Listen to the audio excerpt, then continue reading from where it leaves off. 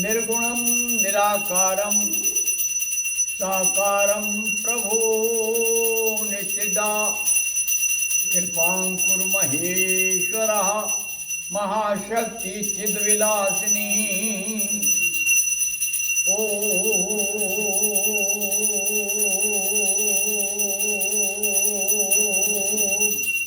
ऊर्ध्वशुण्डं मधुशुण्डं दुधाव्यावृतिशुण्डकम्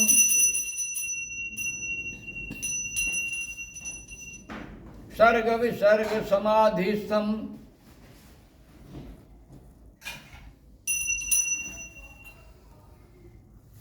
सर्ग विसर्ग समाधिस्थं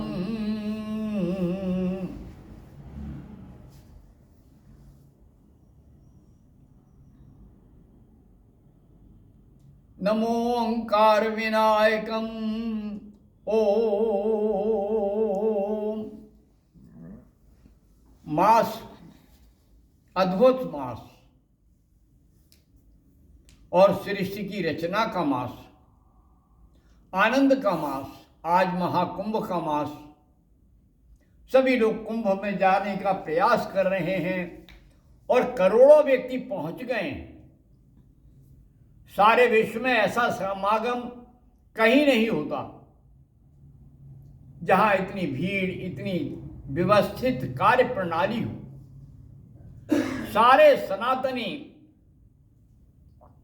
विश्व के यह इच्छा करते हैं, अब तो सारा विश्व सनातन ही होना चाह रहा है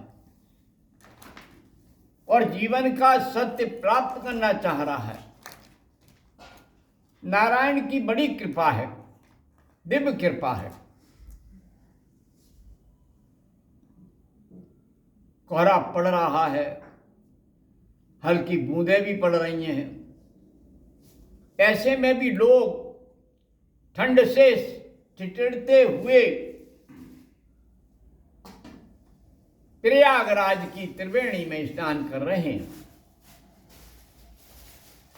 सभी दिशाओं में फैला हुआ बेआज जीव मात्र को करुणा और दया और ममता दे रहा है।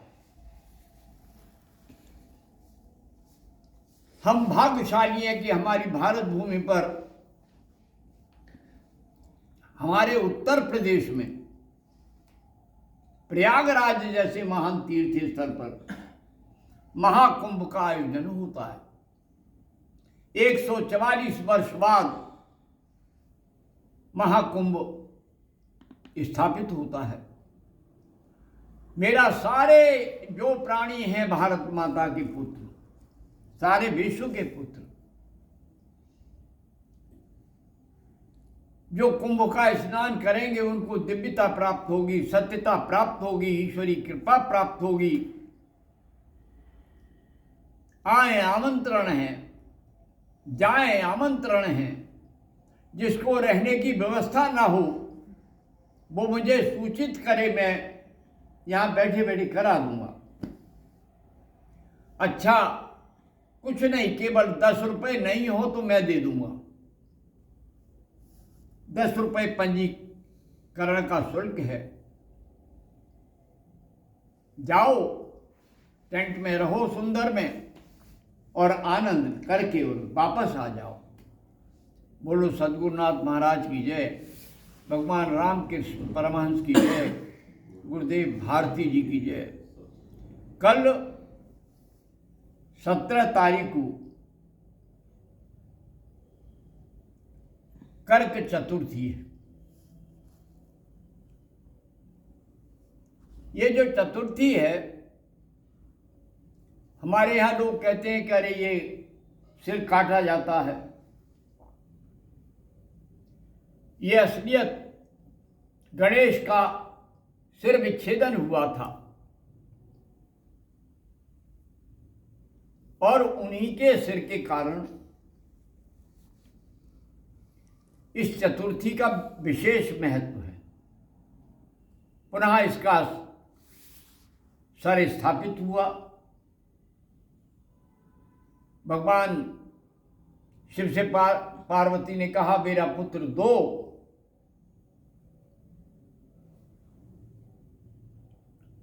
भगवान शिव ने कहा अच्छा, गणों से जाओ, कोई माता अपने पुत्र के विमुख होकर के सो रही हो, उसके पुत्र का सिर ले आओ, लगा दो। एक हथनी अपने नवीन शैशव युक्त हाथी पुत्र का पीछा दिए लेटी हुई थी। गण लाए, वहां से लाकर उस सिर को आरोपित कर दिया। देखो सारे विश्व में शल्य चिकित्सा, शायद उसका ज्ञान भी नहीं था शल्य चिकित्सा का, जब भारत मानव शरीर पर हाथी शरीर को स्थापित कर रहा था, और उस गणेश का वही मुख बन गया और उसी से सारी श्वसन क्रिया करने लगे। नासिका की जगह नासिका। गजब है इस मिथक का, सारे संसार में ये मिथक दूसरा नहीं है। शल्य चिकित्सा के ज्ञान हमसे ज्यादा पुराना किसी का नहीं। आयुर्वेद पंचम वेद, वेद के ही साथ पैदा हुआ। धन्वंतरी आए, उसे लेकर के निकली अमृत कलश को। तो ये भारतीय विद्याओं का अद्भुत स्रोत है। ओम शांति शांति शांति। जय मां, जय भगवती, जय गुरुदेव। ओम।